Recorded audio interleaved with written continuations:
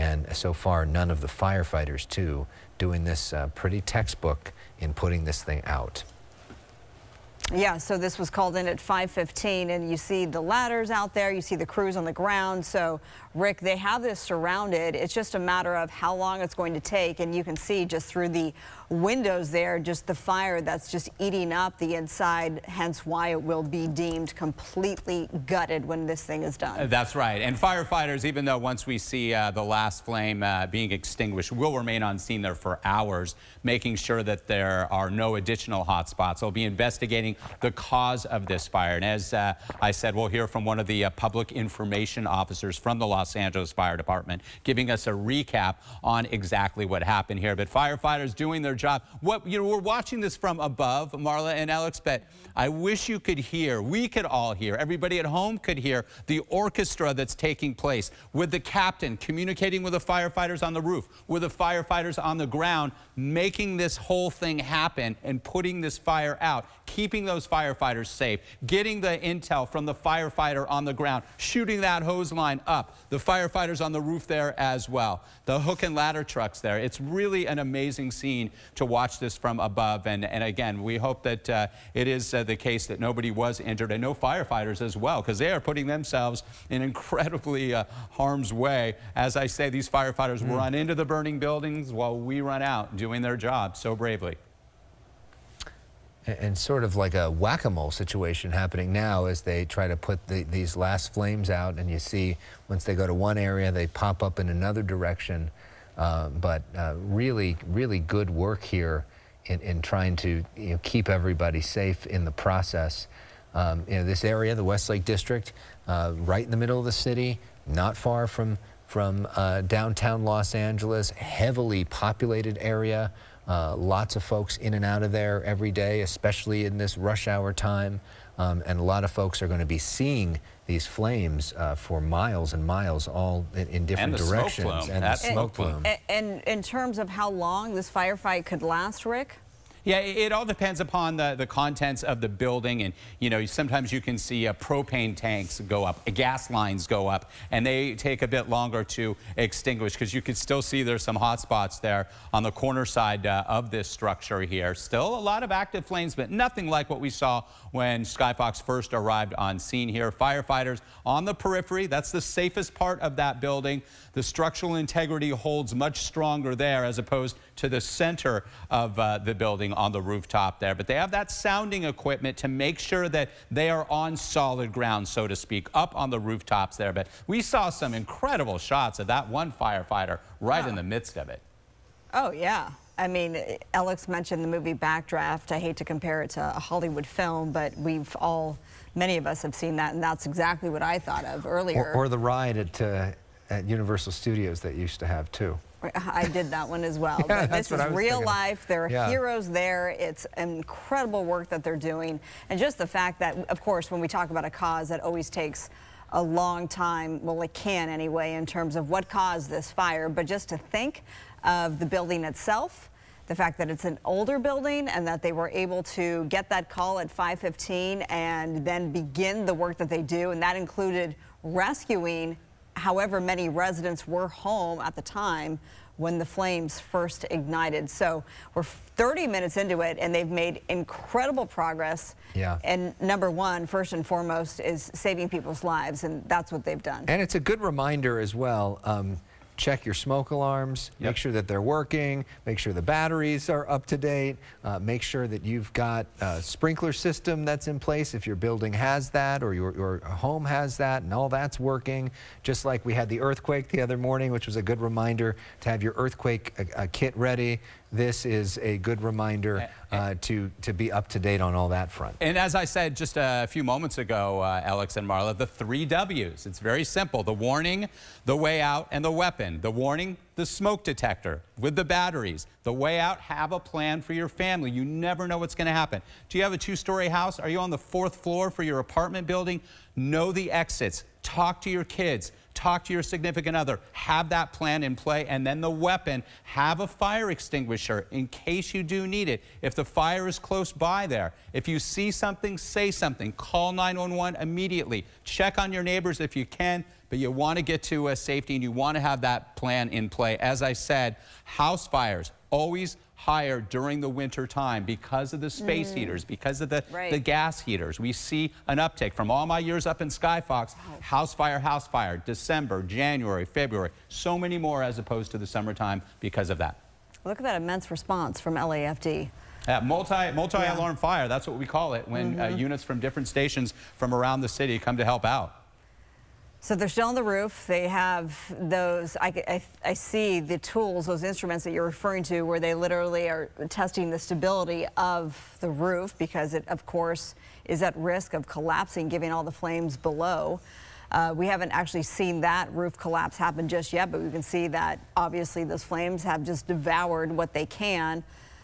Plenty of firefighters on there. There's a firefighter right now. It looks like he's backing down on that ladder. It's hard to see a little bit through that smoke. A few of them are anyway. And what they'll do too at this point is they're going to have to do some overhaul work, and some of those tools involve them ripping up parts of the rooftop there because the fire gets caught up in the attic and they actually have to vent it. They have to create a hole there so that hot air, the heat, the gases, and the flames can rise, and they could put that area out. You could see those hot spots on the roof there. And cutting holes in the rooftop helps that process occur. And those are all the tools that they have at play. The Los Angeles Fire Department, as you can see, all those ladders lined up alongside of the structure there. All right, we want to bring into the conversation right now Margaret Stewart from the Los Angeles Fire Department, who's joining us on the phone. Margaret, thanks for being with us. Thanks for the good work that your colleagues are doing right now. Can you give us the latest information in terms of what you know, how this started, how big the response is, all the key details? Well, this is now a major emergency structure fire with over 100 firefighters assigned and 18 fire apparatus in addition to medical rescue ambulances. When we arrived on scene, there was heavy fire showing from the second floor of this two-story Center Hall building. It's one-story residential over one story of commercial. We have no injuries reported. As you were commenting, we had heavy fire into the attic, and our truck companies were doing a vertical ventilation operation, so they cut holes all the way across the roof to allow the fire to come out, as well as the heat and the unburned gases. What that does is it improves the conditions on the second floor so that the firefighters can make entry and fire attack against the flames on the second floor. If anyone that has been watching your broadcast, they've seen a tremendous improvement in terms of the amount of fire showing through the roof. So we are making good progress, but this is still an active incident. We also ask any commuters to avoid the area around 7th Street and Hoover because it's completely shut down with our apparatus. And we will be on scene throughout the evening by the time we extinguish this and conduct our overhaul operation, and then the investigation to follow. Margaret, do you have any idea how many people were rescued, made it out, and given just how precarious this work is, any injuries to firefighters? Of course, we hope not, or any injuries to those who did make it out? No, I don't have any numbers right now, but the good thing is we have no injuries reported either to civilians or firefighters. So what you mentioned about the second floor, so is what's happening right now, are there firefighters literally on the second floor fighting this thing inside the building? Yes, we're in an offensive operation. So the truck company has done their job. Most of them have come off of the roof. We've got some hand lines on the roof to help, but we still have firefighters inside making an interior attack. Wow. In terms of the size of this response and like comparison to other things you do, I mean, that pretty big fire? It is. Obviously we've had bigger. Right. We don't use the traditional first alarm, second alarm. We use the terminology, which is a greater, which means 9 fire companies or more are assigned and working at the incident. And then we have a major emergency, which is 16 or more, and we are into the major emergency. So, it is a significant fire, especially since it's an occupied building. And the center hall construct of the building it's easier for a fire to, progress from unit to unit than in some other type of construct. So, but they are making good progress, and we're happy to come back and update you with more information. Hey, Margaret, Rick Dickert here.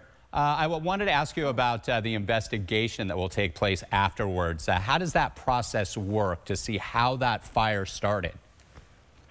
Hi, Rick. Yeah, our arson investigators are already attached and responding to the incident.